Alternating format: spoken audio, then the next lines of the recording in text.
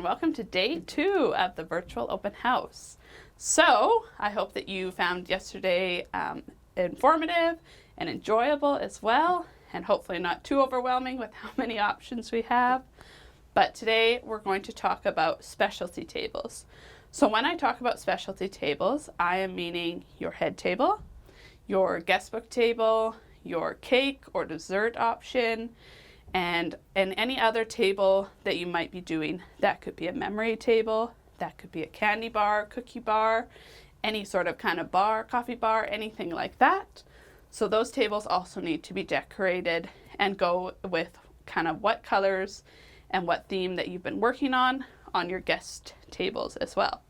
We usually always talk about, or for me, I like to talk about guest tables first, because normally those are the biggest things that you have. You're going to have 30 plus or 20 of those tables, and they're going to take up the bulk of your venue. So that's why we talk about decorating them first. But today we're going to talk about specialty tables. So normally, you can do whatever your heart desires for yours, of course, but normally your specialty tables are rectangle long. So again, you need to know if your venue has 6-foot or 8-foot tables. And then you need to think about how many people are actually going to be sitting if you're doing a traditional head table. So if you have 9 people, that means, or 9 people or 10, whatever the number is, we need to figure out actually how many tables you have. And also another option, like yesterday when I showed you the small round table, that actually table is what we use again for bride and groom. So you could have the little round table in the middle and then rectangles on the sides, and that's what we call a sweetheart table. And if you do that, your round table linen can be different, and your 2 rectangles or 4 rectangles, however many you need on the sides, can be a different linen as well, so that you have options. So I started out with the sequins because the sequins are probably one of the most popular head table linens that we rent, next to just a basic white or ivory. So on the table in front of me, I have a rose gold sequins, and I'll show you the rest of the sequin options.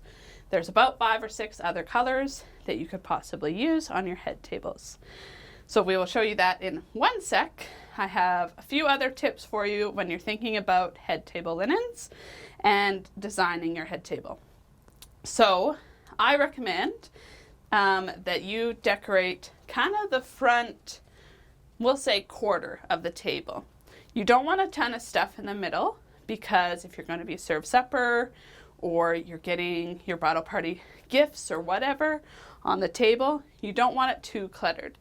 So you also want the first quarter of your table, and you want things low, because your photographer will like it, so she's not having to dodge around tall things trying to get photos of you guys sitting at your head table, you and your partner. So be nice to your photographer that way.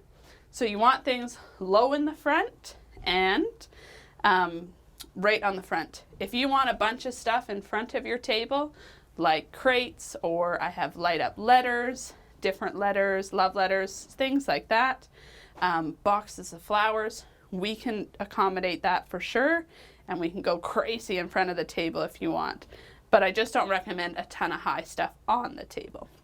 So we also have these nifty little things called bouquet holders. So there's a pearl or a sparkle option as well.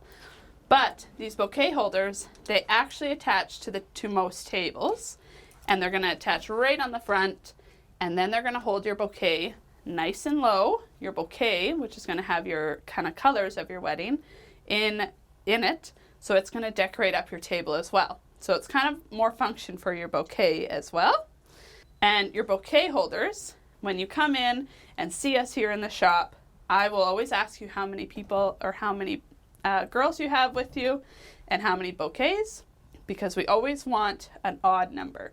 When you're designing things, and even when you go out to restaurants, when you see things that are plated, most things normally are done in odd numbers.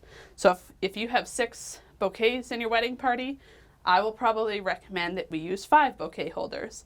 And that's so you can have yours in the middle, two girls on either sides. And that just aesthetically, it looks a lot more appealing to have that odd number. And that extra bouquet can be popped on your cake table, on your guestbook table, on your candy bar, or any other table. But yes, so odd numbers are always best. Okay, now to the specialty table linens. So for specialty linens, we have a ton that are hanging here. Just going to go through them very quickly for you. So we have floral, and then we have rosettes, which we have 3 kind of rosette in the ivory. And then we have the rosette in this rich eggplant color. And then you have your sequins, silver as well, a bronzed, champagne, which is one of the most popular along with the rose gold, and one of my favorites, navy. I also have a sequin chevron as well, so if that's something that you're looking for, we can accommodate that. Then we have into our silvers, we have kind of a sparkly design silver, a silver polyester, of course, the charcoal polyester, pewter pin tuck, and I also have pewter crush. So we got lots of gray options. We also have mint green. And then into our pin tuck, we have that copper color, the dusty rose again, black, of course, and I do have it in white. And then your crush, we have your ivory, your pewter, which I said, your black. I probably should have put these in order before, but that's okay. White crush, gold crush. I believe that's all for the crushes.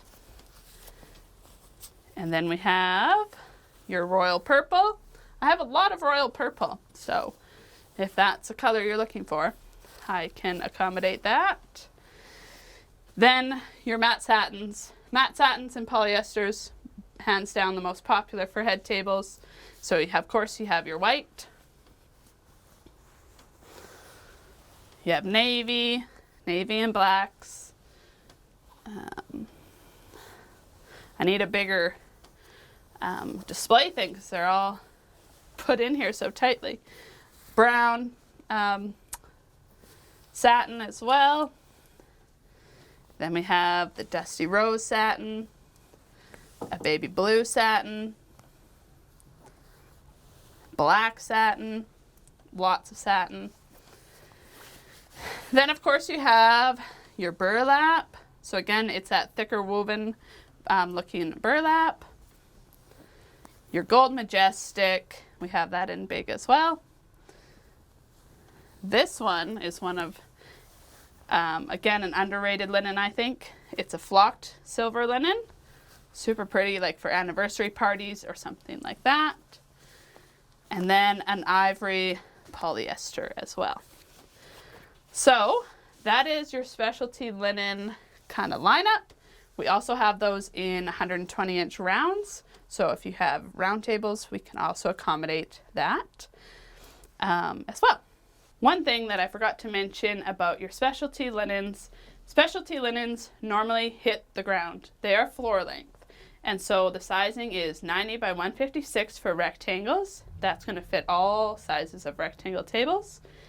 And 120-inch round is going to hit the ground on round tables. So those are your sizing options for your big tables. And it is nicer to have them floor length. Of course, it's still your day or your event. You can do as you please. But normally we would recommend the floor length because you don't want people staring at your legs and stuff as you're sitting up in front. And if you're putting it on like your candy bar or cake, you can put stuff underneath of it and store the extra candy and things like that under there when you have the linen that already goes to the ground. So that's for sizing. One thing I will say for these big linens, I know they are big. So you tuck the extra underneath and try not to spread it over. If you have 3 tables, try not to use just 2 linens and try and put put them over a table and a half, because your seams they don't line up that way. It's always one linen, one table. That's kind of the going saying. So keep that in mind when you're thinking about numbers. So along with specialty tables, you're going to have a guest book table. So that's when people first come into the venue, whether it be a hall or a different venue, a shed, garage. I love transforming them all. You're going to need a card box. That's one of the biggest things that you're going to need on your guest book table. These are a few options that we have. I encourage you to come in and we can see the rest. But you're going to have your card box up on your table, and then you're going to have whatever you decide for a guest book. So just keep in mind that if it's bigger than a table, we might need to do a second table. Like if you're going to do a bench for your house or something, it is nice to have the bench up on the table so people don't have to bend over and sign everything. So we might need to do an extra table in the front, which is totally fine. But yes, you need a card box. These old books are even a card box. They're magnetic on the top. I have old suitcases, a bunch of different options for cards.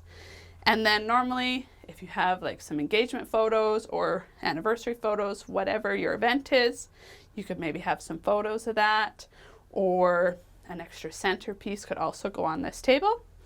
And then you don't want a ton else on the table, because your guests are going to come in, have their big bag full of everything that's in a woman's purse, and they're going to pop it on the table, rummage through, find the card that they're going to give you, sign whatever you have for them to sign, and then continue on their way. So you don't want a ton of clutter, I guess you could say, up on your table, or I wouldn't recommend that, because then it's easier for your guests.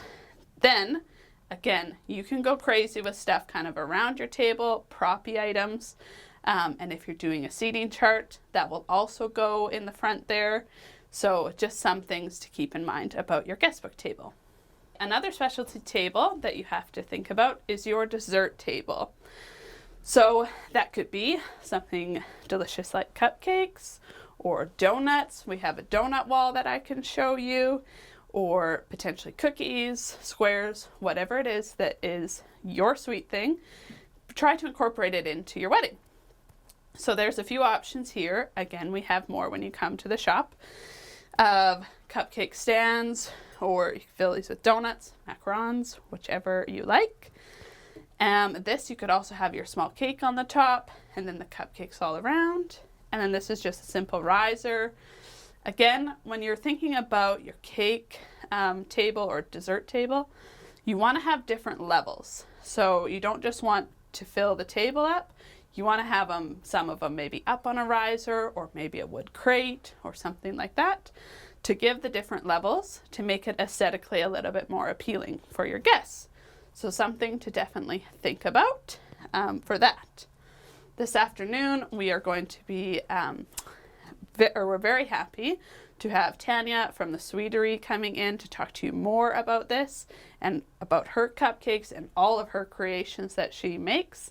Tanya is one of the most talented cake decorators that I have ever worked with and had the pleasure to work with. So I'm excited to see her, and you can tune in and catch us at 3 o'clock today, and see what Tanya has to say about sweet stuff. Another thing, when we talk about specialty tables, maybe you don't even use a table at all. So we don't have to think about linen, but we have to think about what the prop is that you're maybe going to set your cake onto. If you're not doing a huge cake, a whiskey barrel is a perfect option. Even if you don't love rustic, it doesn't have to look rustic, but it's a different way, and something that maybe you're going to break up all the tables in your venue by using the whiskey barrel. Very easy, and you can have just a simple riser with your simple cake on it, or you can decorate it right up with lots of florals. For our wedding, we actually had a cheesecake, so that was different wheels of cheese, and yeah, so we had 5 different wheels of cheese, and that was really fun. I actually had it in a dresser, so again, something different, not exactly a table per se. Or this new piece is the little golden cart, and you could actually have this right up by the head table, with just your cake on it and maybe a nice bottle of champagne and a couple flutes. That would be really nice as well. So again, don't have to do exactly tables, but you still need to think about how you want to display those specialty items. One other thing too, I would say still probably 9 out of 10 brides are still doing the traditional cake cutting. It's not usually kind of a big deal. Bride and groom or couple, they go and do it. But remember, whatever venue you are at, think about the walls behind you. So if you're in maybe a venue that has lots of plaques or something on the wall, perhaps you want a backdrop if you're going to have that picture of you and your partner cutting your cake. So that's something to also think about, and where you're actually going to position your cake table. I always recommend that your cake kind of goes along by where people are getting drinks, because then people will eat them. Whatever cupcakes or donuts, whatever you decide to do, it's always nice to have them kind of back where the people are gathering. If you put it up at the front of your venue by your head table and you have 300 or so cupcakes, you're probably going to go home with that many. People just don't like to walk up there. They like to have it more in the back part, and like I say, around the bar is usually a good spot to have your sweets. Be sure to tune in to day 3 tomorrow of the virtual open house. Tomorrow we are talking all things centerpieces and all things on top of your table. So we're going to talk about place settings and glassware, and it's going to be a lot of fun. So stay tuned. It'll be posted at 10 o'clock.